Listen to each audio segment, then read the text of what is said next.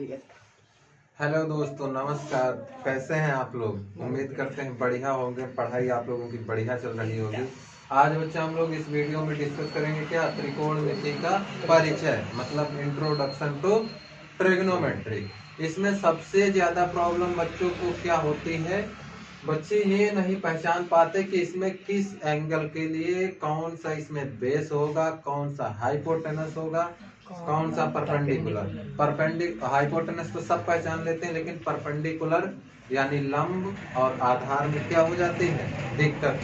तो इसको पहचानने के लिए आज बहुत बढ़िया शानदार एक तरीका आप लोगों को बताएंगे, जिसे आप लोग कभी नहीं भूलोगे। देखो बेटा, आप इसमें त्रिकोणमिति में, ट्रिग्नोमेट्री में आप लोगों का होगा क्या, एक एंगल तो 90 डिग्री का होगा, एक कोण 90 डिग्री का हमेशा होगा, ठीक। और सबसे बड़ी साइड, सबसे बड़ी भुजा जो होगी वो क्या होगी, कर्ण होगी, ठीक, या हाइपोटेनस, ठीक। एच से हम यहाँ पे रिप्रेजेंट कर रहे हैं इसको, ठीक जी सर। अब दिक्कत क्या होती है, अगर यहाँ पे पूछेगा कि इसका साइन बी का मान बताओ, तब तो बच्चे बता देते हैं, ठीक। अगर साइन बी का ना पूछ के उसने पूछ लिया कि आप साइन ए का मान बताओ, किसका, साइन ए का, ठीक। अच्छा, वैसे साइन बी इक्वल टू होगा क्या, या इसको हम लोग अगर थीटा सपोज कर लें तो साइन थीटा इक्वल टू होगा क्या, या यहाँ पे हम लोग थीटा 1 सपोज कर लें, क्या थीटा 1, और इसे हम लोग क्या सपोज कर रहे हैं, थीटा 2, ठीक। तो साइन थीटा 1 इक्वल टू होता क्या है, साइन किसका किसका रेशियो होता है, किन दो साइड का, लंब बटे कर्ण का, किसका, लंब बटे कर्ण का, मतलब परपेंडिकुलर बाय हाइपोटेनस, ठीक।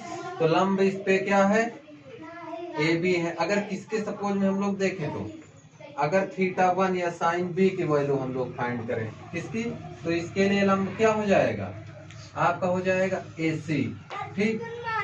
गुड मॉर्निंग बेटा। और इसके लिए जो है इसका कर्ण क्या हो जाएगा, ए बी।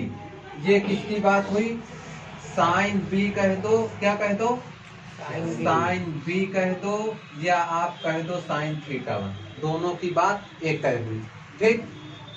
अब देखो, अगर हमको साइन ए की मान, ए का मान ज्ञात करना, किसका, साइन ए, या हम लोग इसे ये भी कह सकते हैं कि साइन थीटा 2, तो इसमें हो जाती है बच्चों को दिक्कत क्या होगी। देखो बच्चा, इसके लिए तो हम आसानी से देख लेते हैं कि ये लंब होगा, ये कर्ण होगा, लेकिन इसमें मामला फंस जाता है। तो इसको याद करने का सबसे आसान और सरल तरीका, गॉड इज वन, भगवान क्या है दुनिया में, एक। अगर कोई समकोण त्रिभुज है, उसमें एक कोण 90 डिग्री का है, तो इससे सीधा एक तीर खींचो, इसके सामने वाला क्या होगा, कर्ण, ठीक, कर्ण होगा। कर्ण एक होता, वो कभी चेंज नहीं होगा, ठीक। इतने मामला क्लियर, गॉड इज वन, ठीक। देन आफ्टर क्या होगा बच्चों, अगर ये पूछेगा कि साइन ए थीटा 2 के रिस्पेक्ट में या साइन ए की वैल्यू फाइंड करो, ठीक, तब क्या होगा इसमें, देखो बेटा। अच्छा, अब जो छोटे बच्चे होते हैं उनका बेस क्या होता है, उनका बेस होते हैं उनकी माँ। बेसिकली माँ ही तो छोटे बच्चों का पालन पोषण करती है जब बालक का जन्म होता है। तो जिस तरफ बच्चा जाता है, माँ उसी तरफ चली जाती है, किसी तरफ चली जाती है, उसी तरफ। अगर बच्चा खेलते हुए गांव की तरफ चला गया, गांव की तरफ मम्मी ढूंढने चली जाएंगी, खेतों की तरफ चला गया, खेतों की तरफ, ठीक, या और किसी तरफ चला गया तो माँ उसके पीछे पीछे जाती है। कैसे जाती है, पीछे पीछे। तो उसको यहाँ पे कैसे अप्लाई करेंगे, ये जो थीटा क्या है बच्चा, इसे हम लोग क्या सपोज कर लेंगे, ये क्या है, बच्चा है, छोटा सा बालक है, ठीक। और आधार को इंग्लिश में क्या कहते हैं, आधार को इंग्लिश में कहते हैं बेस, ठीक। तो न्यू बेबी का बेस क्या होता है, उसकी माँ ही होती है, ठीक। तो इसलिए ये थीटा है बच्चा, और बेस इसकी माँ, तो थीटा जैसी जैसी जाएगा उसकी माँ वैसी वैसी जाएगी। अगर थीटा यहाँ पे आएगी तो इसके बगल में इसकी माँ खड़ी हो जाएगी आकर, ये हो जाएगा इसका आधार, ठीक। थीटा यहाँ पे आएगा तो माँ इसकी यहाँ पर भी आ जाएगी, ये इसका क्या हो जाएगा, आधार। इतना समझे। तो अगर बेस समझ लिए, मतलब आधार समझ लिए, तो तीसरी भुजा जो बचेगी वो लंब ही होगी। आप समझे। अब हमको जरा बताना। अब थीटा 2 के लिए बेस इसका कौन सी भुजा होगी? AC। ठीक, तो इसका लंब क्या हो जाएगा? BC। ठीक, तो साइन थीटा होता है लंब बटे कर्ण का अनुपात, तो लंब इस पे क्या हो जाएगा? CB, और कर्ण तो इसका AB रहेगा ही। तो इतना समझे। अगर अनुपात वाला वीडियो आपको देखना तो चैनल पे अपडेट है, आप लोग उसको देख लीजिए। अब आते हैं हम लोग अपने क्वेश्चन नंबर फर्स्ट पे। क्वेश्चन नंबर फर्स्ट आपका है कि त्रिभुज ABC में जिसका कोण B समकोण है, मतलब इसको क्या बोल दिए? B समकोण है। ठीक, और ये हो जाएगा आपका फिर C। ठीक, ये हो गया आपका C। क्या कह रहा है? AB आपका 24 सेंटीमीटर है। ठीक, ये आपका 24 सेंटीमीटर है। ठीक, और BC आपका 7 सेंटीमीटर है। मतलब कर्ण की जो है लंबाई आपको नहीं दिया है। किसकी लंबाई नहीं दिया है? कर्ण की लंबाई आपको नहीं दिया है। अब कर्ण की लंबाई हमको पहले ज्ञात कर लेना होगा, उसके बाद में जो जो ये पूछा है वो हम लोग आसानी से बता पाएंगे।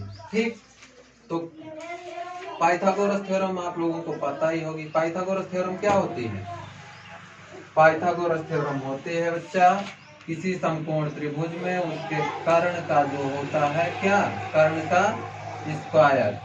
ये इसका लंब होता है, इसका स्क्वायर, और आधार का जो होता है स्क्वायर, इन दोनों के स्क्वायर के योगफल के बराबर होता है। ये किसने कहा था? किसने सिद्धांत दिया था? पाइथागोरस ने। इसलिए इस थ्योरम के हम लोग क्या कह देते हैं? Pythagoras theorem.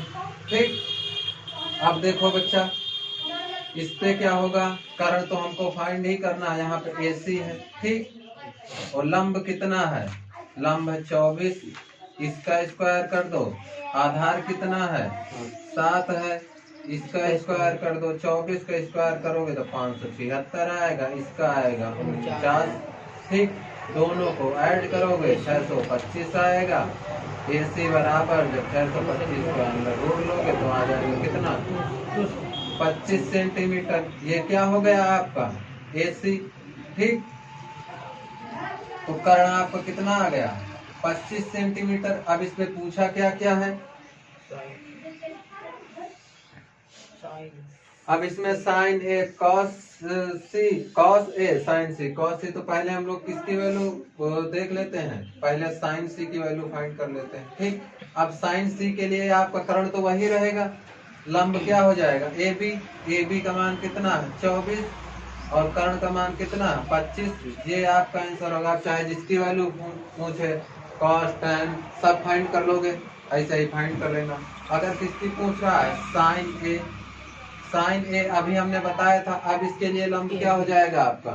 BC यानी 7, और कर्ण कितना हो जाएगा? 25, मतलब 7/25। अब इसी टाइप से जितने भी इस टाइप के क्वेश्चन आप लोग हजारों क्वेश्चन कर सकते हो। तो इस एक्सरसाइज के आप लोग सभी क्वेश्चन कर लीजिएगा। जो क्वेश्चन हमको लगेगा कि आप लोग नहीं कर पाएंगे आसानी से, उसको हम नेक्स्ट वीडियो में अपडेट कर देंगे। और अगर आप लोगों को कोई प्रॉब्लम हो, कोई क्वेरी हो, तो आप लोग कमेंट बॉक्स में कमेंट कर सकते हैं। ओके, धन्यवाद।